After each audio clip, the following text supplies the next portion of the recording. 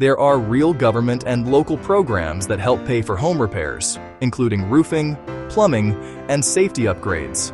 Programs like HUD assistance, state grants, and local housing funds are designed for homeowners who qualify based on income, location, or need. But here's the catch. Not everyone qualifies, and applying the wrong way can get you denied.